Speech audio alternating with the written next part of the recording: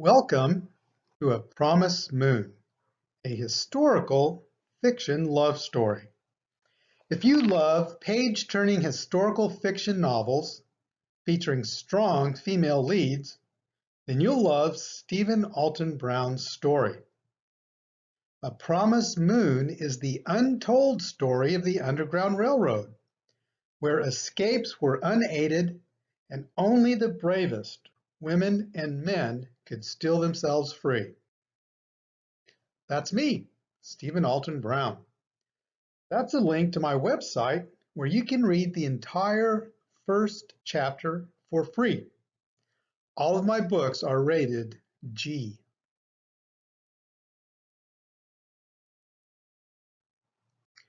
A research grant to explore the Underground Railroad in Kentucky led to some amazing discoveries and inspired me to write A Promised Moon. Here is an excerpt.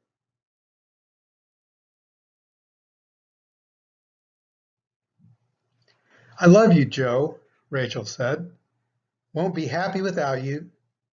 Can't be happy staying here. We got to go." She lifted their child from beside him. "I don't want our baby raised a slave. That ain't no life." "And if we get caught?" Joe asked. "Sold downriver and worked to death? That ain't no life neither." His coat was within reach, hung on a stick wedged into the gap between the unfinished logs of their shack, but his arms remained at his sides. "One step, Joe." Rachel wrapped the blanket around Samuel, fastened it into a simple sling to hold him. She reached for Joe's hand. "One step," she whispered. She held out her hand until her arm became tired. "Just one little step."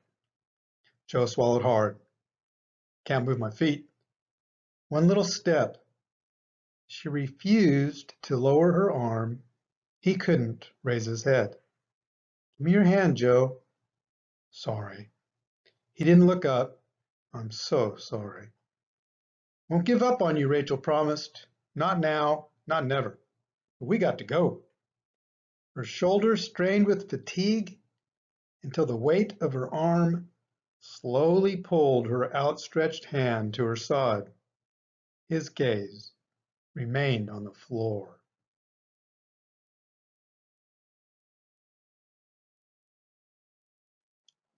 This is a copy of an escaped slave poster offering a $200 reward.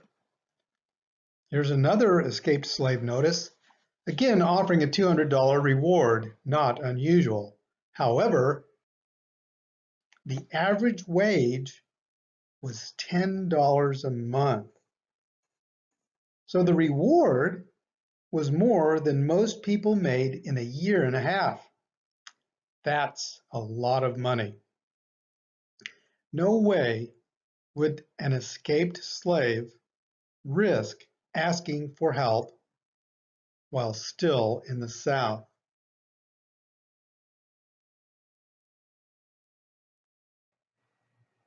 It was illegal to aid an escaped slave. You could get a year in jail and a fine of $1,000. This was back when the average wage was $10 a month.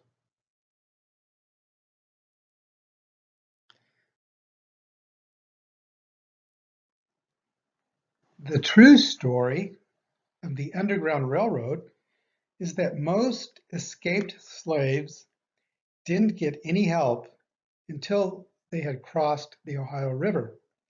At that point, they were already free. Their stories are those of remarkable bravery and resourcefulness and love. You can read the entire first chapter for free on my website. Meanwhile, here is another excerpt.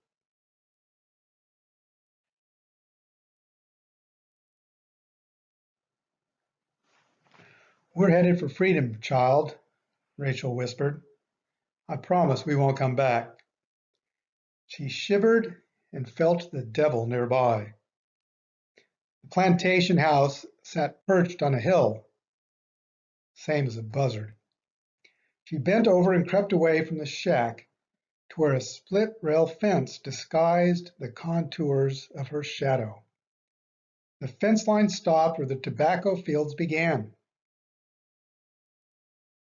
She turned sideways. Her profile remained hidden by the overlapping rail.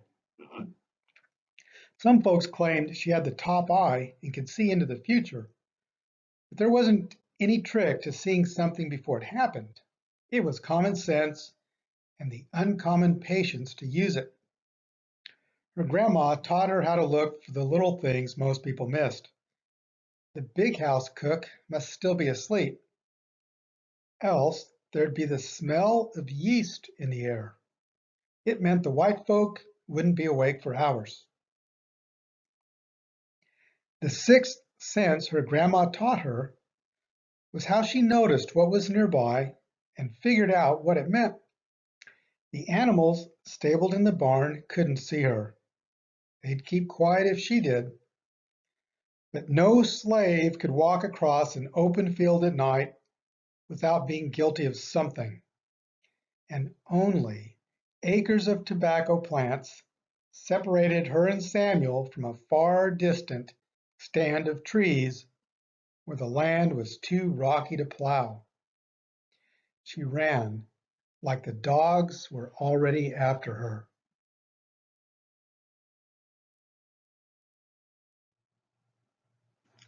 I hope you've enjoyed this brief excerpt about A Promised Moon, and now a little bit about my other books.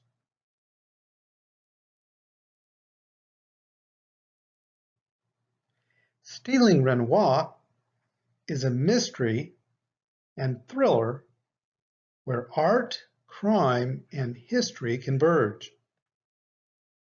Coming this fall, the second installment in the series, Stealing Picasso.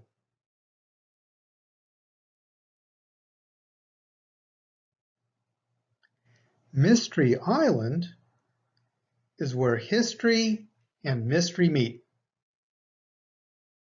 Shadows of Chaco Canyon is a mystery about a mysterious people, the Anasazi.